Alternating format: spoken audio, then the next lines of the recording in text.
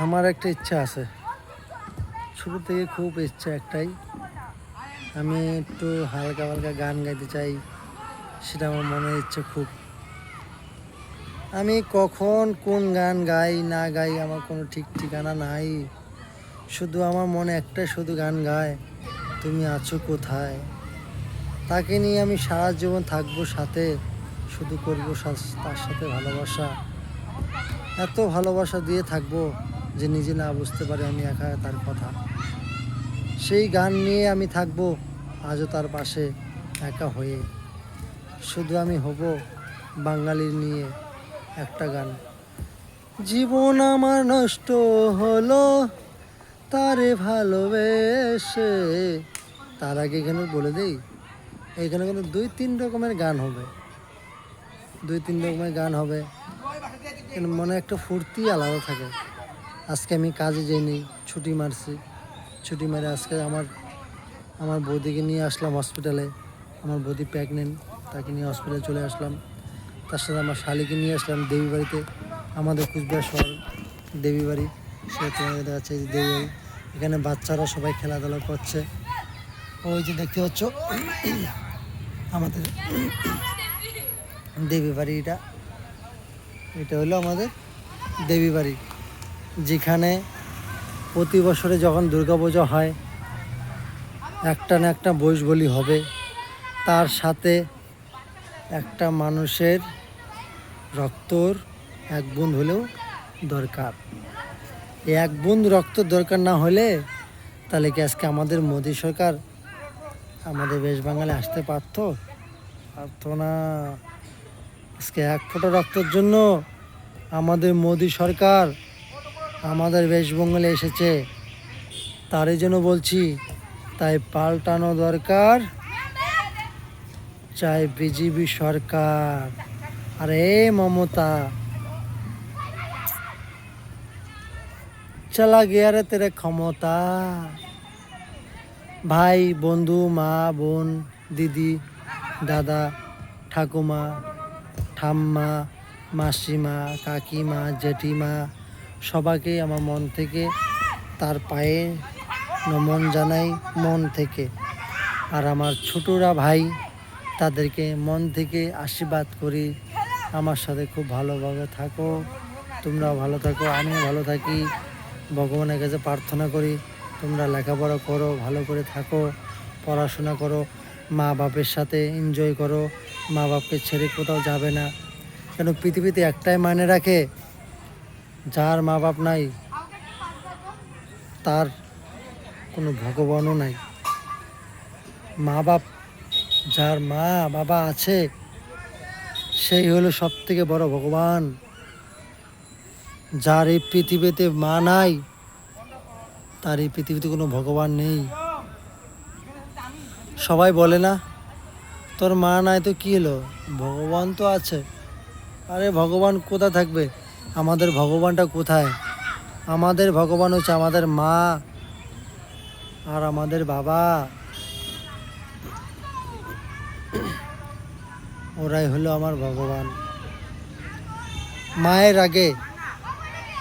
মায়ের আগে থাক ভোলেনাথ, থাক হনুমান, থাক শ্রীরাম, থাক পাবনদেব।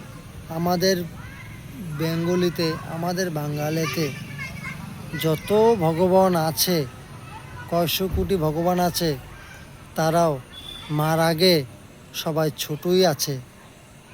মার আগে সব ভগবানরা মাতা সবসময় নিচুই করে থাকে। কেন কি মায়ের মতন কোনো ভগবান এখনো হয়নি আর আজও হবে না। এটা তো তোমরা সবাই জানো, কিন্তু আমি জানি না। কেন জানো? আমি ছোট থেকে যখন আমার বয়স শুধু 5 বছর যখন আমার বয়স, তখন আমার মা বাবা সবাইকে হারিয়েছি। আমি কাউকে দেখি নাই, আমার মাকেও দেখি নাই, আমার বাবাকেও দেখি নাই।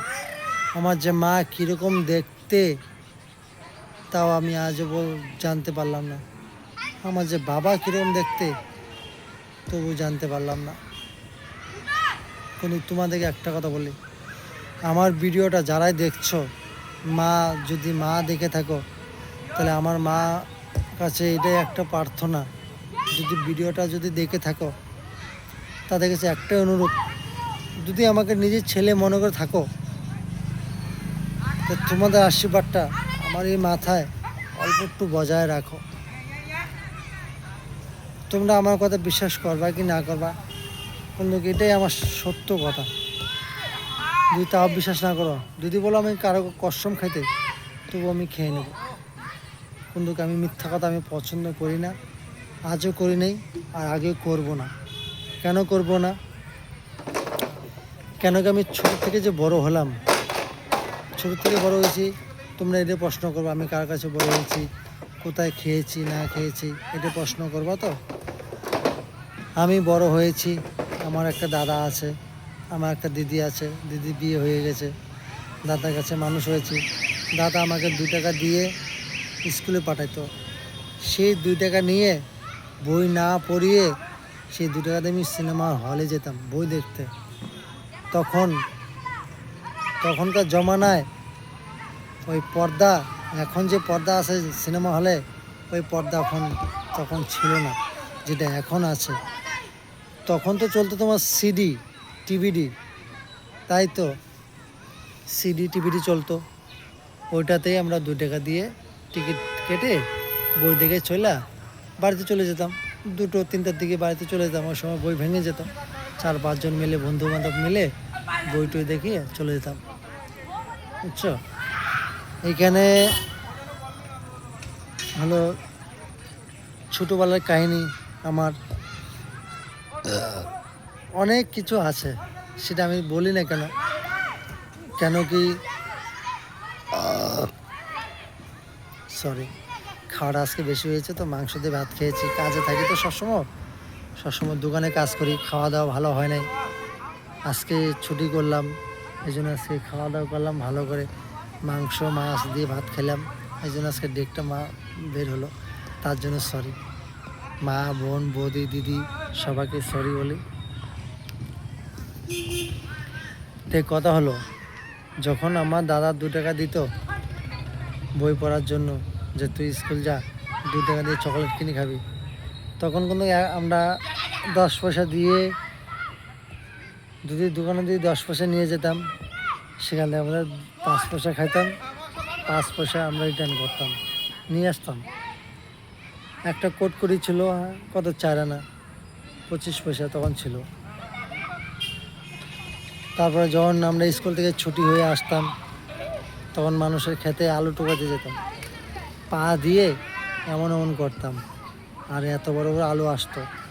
সেই আলুগুলো নিয়ে আমরা দোকানে নিয়ে আসতাম, 50 পয়সা, 1 টাকা এমন পেতাম। ওই টাকা আমরা রেখে দোকানে এনজয় করতাম, খেতাম দিতাম, বন্ধুবান্ধব মিলে সবাই মিলে একসাথে এনজয় করতাম। কিন্তু ছোটোবেলার আর দিনগুলো কি এখনই আছে? ওই দিনগুলো এখনও নাই। কেন নাই জানো? ছোটোবেলার দিন তো ছোটোবেলায় থাকে, এখন তো বুড়ো হয়ে গেছি। এখন আমার 30 বছর বয়স। 1993-তে আমার জন্ম, 1993-তে জন্ম আমার। তা আজকে আমার বয়স কত হবে? 32 বা 33-এ পা দিলাম। 33-এ পা দেওয়ার পরে আজকে কথাগুলো আমি তোমাদেরকে এই জন্য বলছি, কেন কি আজকে খুব কথাগুলো আজকে মনে পড়লো। ছুটির দিন তো, তোমরা মনে কিছু নিবা না, আজকে হালকা একটু মেরেছি, এই জন্য আজকে কথাগুলো মনে পড়লো, ঠিক আছে। যেটা হোক, আমি যতই কিছু খাই না কেন, হ্যাঁ, তোমরা এটা ভাবছো আমি, আমার দাঁতগুলো কালো, কিন্তু আমি পান গুটকা একটু বেশি খাই তো, সারাদিন দোকানে কাজ করি, একটানা আগুনের পরে কাজ করি তো, সেই জন্য। মাঝখানে